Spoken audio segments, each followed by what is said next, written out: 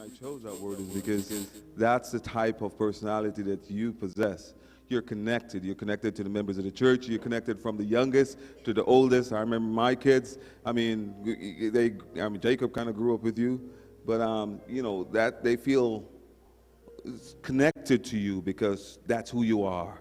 I am, I was blessed to have you sitting my kids during the time of my wife's illness. I see Ben and you talk about bags, you're into those things. And, so you find ways to connect with people, Pastor, and keep doing that. And, we're going to miss you. Okay, sometimes you don't need a pastor. You don't need a minister. You need a friend. Can I get a witness in here?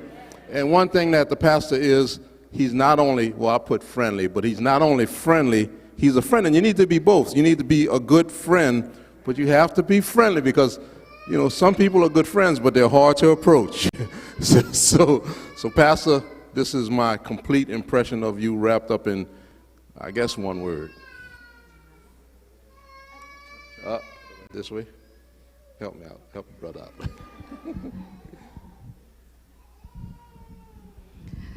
Pastor, I call you Pastor Ramel. Pastor Charles and Sister Merlon. I chose this verse from 1 Peter 2. It says, "But you are a chosen race, a royal priesthood, a holy nation, a people for his own possession, that you may proclaim the excellencies of him who called you out of darkness into his marvelous light." The heart that I had is floating around here somewhere. But the words that I had on it was creative servitude. If you know anything about Sister Merlon, her creativity speaks for itself. But it's not only the creativity that speaks, it's the servant heart that comes from the both of you.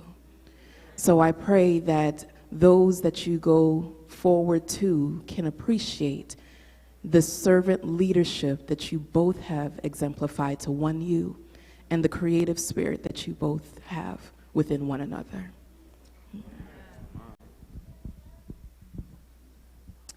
Okay, so Pas, Milan, the words that I chose for both of you are sincere and non-judgmental confidant.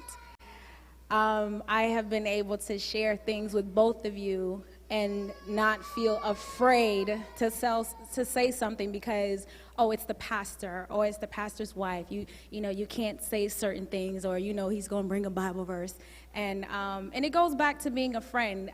You guys listen. You're non-judgmental. We can say anything and feel safe with you guys. You don't tell my business. I had to threaten you a couple of times. But you guys can be trusted, and that is very, very important as a serving couple, as a ministers. You have to be trustworthy. So, yes, non-judgmental confidants and very sincere. You've never been fake. Never. It's what we see is what we get, and that's it. And I appreciate that.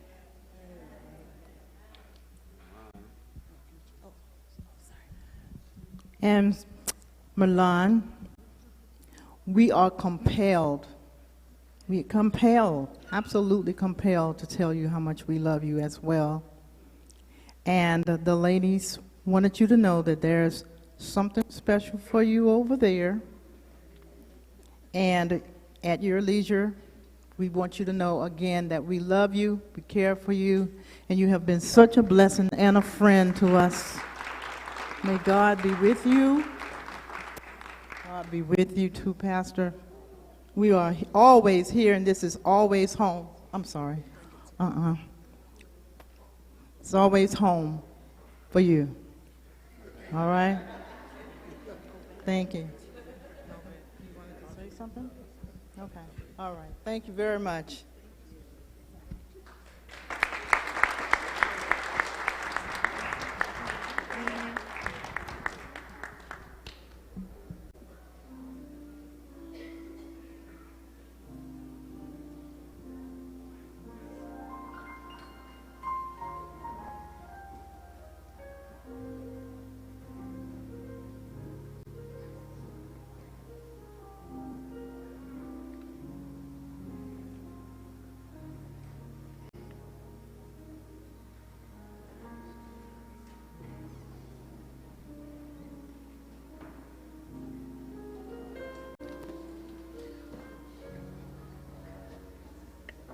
It's prayer time.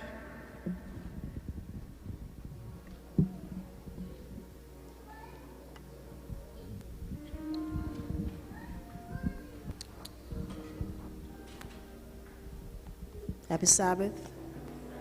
It's prayer time.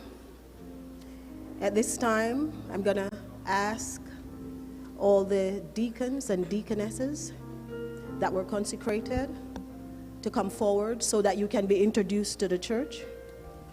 And I'm going to ask that others that would like to join us at the altar for prayer, please take the moment and come. Please, let us pray. God is able to do exceedingly